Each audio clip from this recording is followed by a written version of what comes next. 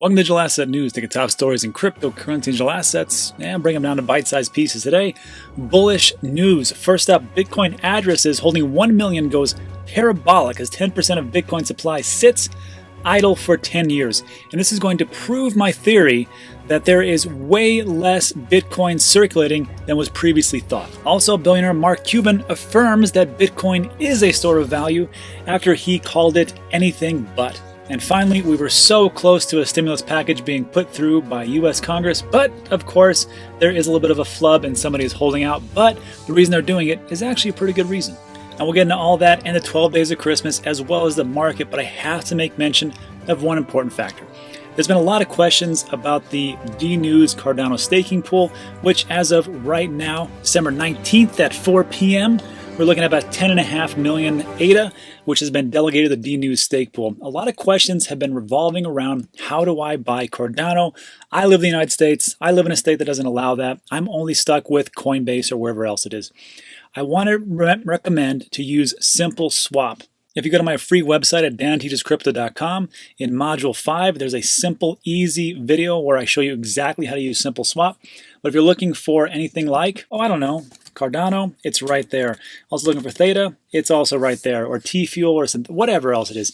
It's all right here. So this is a decentralized exchange. This is something that I highly recommend. I use it myself to buy Theta. Also, to find Simple Swap is very easy. In the link in my description of every one of my videos, there is to the exchange and wallet fees. If you just swipe over a little bit, here is Simple Swap, and here is the official link, which you can click right there and go right to Simple Swap so you know you won't get scammed. Now on to the 12 days of Christmas. So we've been doing pretty good with giving away all these great items. And today, the 19th, we're giving away 3 free sessions or 3 free memberships to CryptoTrader.tax. If you don't know what CryptoTrader.tax is, it is the exact same reporting software that I use for my taxes here in the United States. So unfortunately, this will be only for the US viewers. And we are giving away free of the unlimited level access to CryptoTrader.tax for $2.99. And we're actually giving away 3 of these tonight. So to win, it's very simple. In the description below, it'll be the very first link. It'll go to danteachescrypto.com/taxes. Put in your first name, email, and submit. And this is going to go directly to the team at CryptoTrader.tax. And they are going to find out 3 winners. And they're going to email those winners so they can get access to the software. So good luck to everybody. Go ahead and submit your first name and email, and they will take care of everything. All right, so let's take a look at the market. So today was a pretty good day for Bitcoin. It actually went to 24.1, almost 24.2, and it's actually tumbled down about $700, but it's still up 2.1 and 25% for the week. Those are amazing numbers. We like those numbers. Ethereum up to around 650, pretty great. We'll take that, 14% for the week. XRP, watch out, 57 cents, down a little bit, but still up 13.5% for the week, so we'll take it. Tether's Tether, nobody cares. Litecoin, 10% at $120 almost. Litecoin has been on a tear. Thankfully for that PayPal listing, it's really had a resurgence. Whatever PayPal lists from now on will essentially be the Coinbase effect. The next cryptocurrency asset that they list will be enormous on PayPal. Hopefully it's Cardano, who knows. Chainlink at $13.30, up 10% for the week. Cardano at 16 cents. Anything really great? Not too much, just a little bit here and there. Now let's take a look at what it could be if you would just invest in Bitcoin. We'll take a look at what Bitcoin is. So what we're looking at here is if you would invested into Ethereum, you'd actually be down about 2% instead of investing into Bitcoin. XRP, same thing, Tether, whatever. Litecoin, you've been up massively, 7.4%. And again, that PayPal listing was huge. 2.6 for Binance Coin, and really that's 3.3 for Huobi. Whatever. Uniswap, hey, 3.5, I can see that. Especially after what we talked about today. In the earlier video today, we talked about how Steven Mnuchin they're putting forth regulation to control the custody type wallets that are on exchanges. It's going to be a lot more KYC and AML type of regulation. This doesn't really affect the private wallets such as the ones that you have with Nano Ledger. But again, Big Brother dipping into what you are doing. So I have made a proposal that I think that decentralized exchanges will be much more in demand as opposed to using an exchange and paying all the fees that they do. Unfortunately, DEXs have pretty, they still have fees too. All right, so that's what's going on in the market. Let's jump into today's top stories. First up, this is what I've been saying all along. We talk about the 18.5 million Bitcoin that is circulating, But that's not true. There's actually been many millions that have been lost because in the beginning, when people actually mined Bitcoin, they were getting like 50 Bitcoins every 10 minutes. And it was just like, nobody's money. It was just, a couple of cents here. And it didn't really matter. So people would throw away their hard drives or they would lose it or they would just break because 10 years ago, the computers 10 years ago sucked. So for me, for like a PC, I'd have a PC for like a year and I just throw it away because it was just worthless. So I believe that there are millions that are lost, and the circulating supply is actually around not 18.5 million. I think it's between 2 and 3 million personally, maybe even 4 million. So I think that would even raise the price up right now because circulating supply would be a lot lower. And this report proves it. So Bitcoin addresses holding on 1 million goes parabolic. 10% of Bitcoin supply sits idle for a decade. All right. So the time of publication, Bitcoin is hovering just below 23. So this was obviously a little bit earlier because now it's at 23.5, just about. And then researchers from Glassnode tweeted the number of Bitcoin addresses holding at least 1 million and said the metric has gone parabolic. That's what they say. These wallets that have a million or more increased 150% to 66,540 addresses. Why? Because Bitcoin crossed 20,000 has turned all those early miner addresses, which had 15 block rewards, into millionaire addresses. So can you imagine back in those days when you were mining Bitcoin, no one would have thought it would have gone to $1. First of all, they never thought it would be on par with $1. Then went to $100, that was crazy. And 1,000, that's ridiculous. And as soon as 1,000 hit, people start 10,000, no way. 20,000, no way. 100,000, no way. 500,000, no way. See where I'm going here? This is the same thing that's happening, and it's happening in perpetuity. It's a perpetual motion of people just not believing it can actually happen, and then it happens. It's crazy. So, at current exchange rates, a person needs close to only 44 Bitcoin to be a millionaire, which doesn't seem like that much, especially if you would have bought, back in March when it was like 5,000. I mean, look, you could have got, 10 for 50,000. Imagine 10 Bitcoin for 50,000. I mean, that just sounds crazy right now, but it really isn't. So here's the big crux of it. The data indicates that 10%, or almost 2 million Bitcoin, out of the 18.5 million in circulation hasn't moved in over a decade. So what does that mean? Either you have the strongest hands on the planet, where they're not moving anything at all, or they are lost. They are gone. They are thrown away. They are not coming back. And those numbers should be taken out of circulation, which would cause us to say, well, what we really have, instead of 21 million, it's really only 19 million. And that is the total max supply of Bitcoin because we can't get the other ones back. And also, let me move down here. These wallet addresses, these weren't like they were mined, they were minted, and they were transferred somewhere and somewhere and somewhere. These 1.78 million Bitcoin have never left their miner addresses. These are fresh wallets where when they were mined, they were just putting these addresses and that was it. They haven't moved at all. So that is almost 10% of the circulating Bitcoin supply. The analysis shows that 98% of those coins were mined more than 7 years ago, 94% more than 10 years ago. That is a lot. And it says most could be, it's not could be. Most are lost forever. And this I thought was pretty interesting. There's only one Bitcoin address in existence today with between 100,000 to 1 million coins, and the address has 141,000 Bitcoin, worth over 3 billion using today's exchange rates. If that's not Satoshi's address or wallet, I don't know which one it is, but that is amazing to me that one address has that many, but it is what it is. So let me know what you think in the comment section. Let's move on to our next piece. So next up, billionaire Mark Cuban, who has been kind of wishy-washy on Bitcoin, now says, Bitcoin's a store of value. And it's amazing how all these experts come out and they're like, yeah, it's store of value. Yeah, it's going up. Yeah, we're buying a ton of it. Then all of a sudden, everybody's like, oh, yeah, it is store of value. It's amazing. So yeah, here we are with the same type of story. Billionaire entrepreneur Mark Cuban, who has long been a prominent crypto critic, says he believes Bitcoin can store wealth. That's amazing. The odds favor, this is what he states, the odds favor those trying to improve upon it.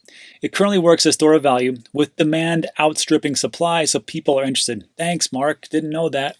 So yeah, that makes sense, right? PayPal, they're gobbling up at least 70% of the total new Bitcoin, and then Grayscale's getting the rest. And then, of course, you have MicroStrategy buying up as much as they possibly can. Then you just had Guggenheim said that they're buying up a ton. They were buying at 10,000. That's the one that said that's going to go to 400,000. So, and that's just the ones that are public. For every one public company that says, yeah, we're buying Bitcoin, I believe there's 10 or 20 in the background, in the shadows, in the secrecy of darkness, who are buying up Bitcoin like nobody's business. And that is what is going to drive up the price. And then Mark says something like, no matter how much Bitcoin fans want to pretend that's a hedge against doomsday scenario, it's not. Countries will take steps to protect their currencies and their ability to tax. So the more people believe this is anything more than a store of value, the more risk of government intervention they face. Well, here's the question to Mark. How are they going to do that? How are you going to do that?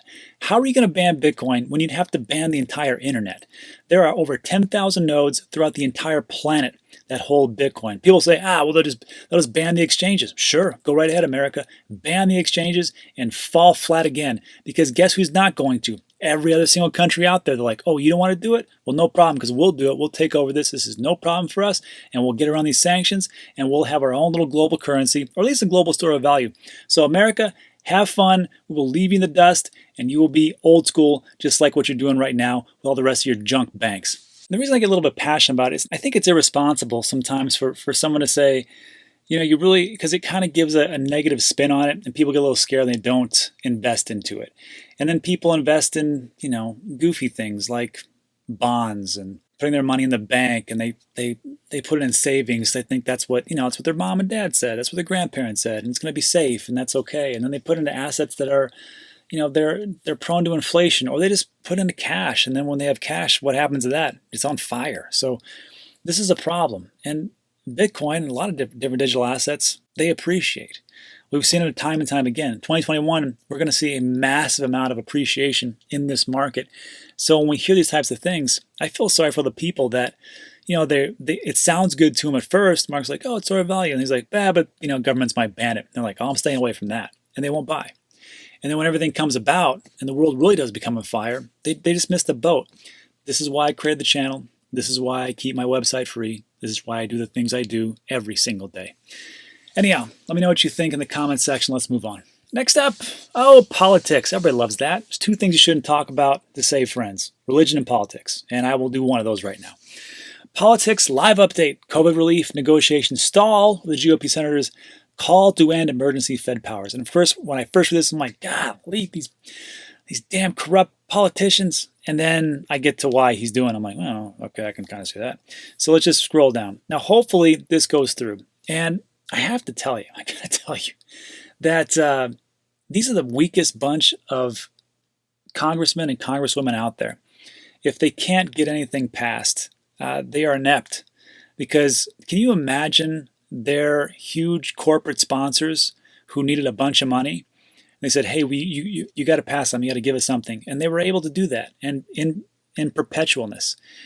Now, when you're trying to deal with the American people, they're like, hey, we really need a stimulus, and we don't have anything to really live on. I mean, the last stimulus check was what, $1,200? How long ago was that?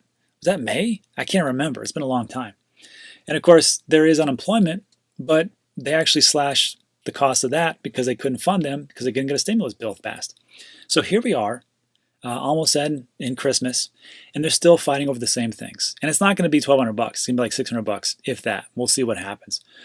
So it's discerning to me that I see these types of things happen. I'm sure they're trying their best. I'm sure they're doing the greatest thing of all time. But they have to keep pushing things forward, and they have to actually keep funding the government so they can stay open, so they can get this thing done. Here's what I say. I say nobody gets a paycheck in Congress until you pass this stimulus check or the stimulus package. Nobody gets a paycheck. You're going to work for free, just like everybody else out there. So I'm sure at that point, things get done. So one of the things that is one of the holdups is that as the hours tick down towards another government shutdown, senators deadlocked over Republicans' insistence on a provision ending certain emergency Fed Reserve powers being included in the bill. Again, what they're trying to do is to reduce the amount of power that the Federal Reserve has, which could be quantitative easing, which they said, hey, you did a great job, you bailed us out, but you can't keep printing money like that. That's totally fiscally irresponsible. And this is just like one guy, it's Senator Pat Toomey from Pennsylvania, a Republican, and they're like, no, we're going to push this through, but he's staying fast. The reason I bring this up is because the last time we had a stimulus package, there was a huge spike in Coinbase in how much money they got as far as the specific amount, and the package itself was $1,200 for each American citizen. I mean, depending on where you got it, right? And they saw a huge spike in the amount of cryptocurrencies that were bought for $1,200. And the same thing's going to happen here. As soon as this gets passed, a lot of people that are doing okay are going to put that money and right into cryptocurrencies. Now, the ones that need it, they got to buy, you got to buy groceries. You got to put food on the table for your family, right? But the ones that are like, I'm doing okay, they will put that into cryptocurrencies, which will increase the market cap and, bring the whole prices up. So I'm hopeful this will happen, but with the way that things are going, I just don't see it getting passed anytime soon. So that's it. So just remember, if you want to win the CryptoTrader.tax, we're going to give away 3 of the unlimited plans. That's one I go for, but believe me, in the description, you're going to see there's a video. Actually, I talk about CryptoTrader.tax. It's fantastic. It saved me a ton of time, a ton of headache, a ton of heartache, and it's great. So just go to danteacherscrypto.com/taxes. Again, the link will be in the very first part in the description below. Put in your first name and email, and then send it over, and then you can win. Now remember, this is only for U.S. citizens. I mean, for the most part, this is what it really does.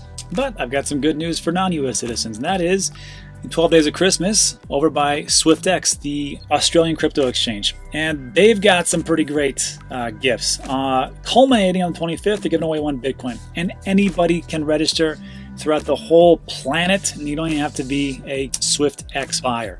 I'm going to leave the link in the description. You're just going to click on the enter giveaway, and you'll do a multitude of things, and they pick up multiple winners. So go ahead and check that out, and that is for everybody. All right, so thanks for sticking with me to the very end. I really appreciate it. A lot of good, interesting stuff going on. If you like these types of videos, there'll be 2 more that's going to pop up on your left and right. Let YouTube do their magic, and that's all. So thanks again. Really appreciate it. See you on the next one.